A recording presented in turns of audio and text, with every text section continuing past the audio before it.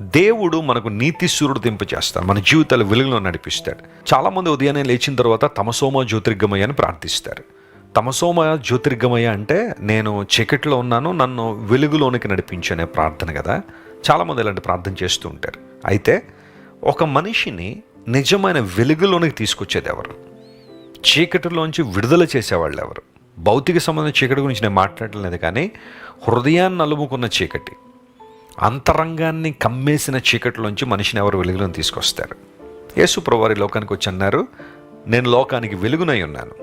I am the light of this world. నేను కూడా ఒక వెలుగునని యేసు ప్రభు చెప్పలేదు. లేదా నేను ఒక ప్రాంతాన్నే వెలిగించడానికి వచ్చాను, ఒక ప్రాంతానికే వెలుగునిస్తాను, మిగతా ప్రాంతాలు నేను రీచ్ అవ్వాలని నేను ప్రభు చెప్పలేదు. ఆయన వెలుగు విశ్వంలో ప్రతి ప్రాంతానికి చేరుకుంటుంది. ప్రతి ఒక్కరిని వెలిగించడానికి దేవుడు ఇష్టపడుతున్నాడు. అయితే మరి అందరూ ఎందుకు వెలిగించబడడం లేదు అంటే, చాలామంది వెలుగును ద్వేషించి చీకటిని ప్రేమిస్తున్నారట. ఆ కారణాన్ని బట్టి చాలామంది దేవుని వెలుగును వారి హృదయాలు అనుభవించలేకపోతున్నారు.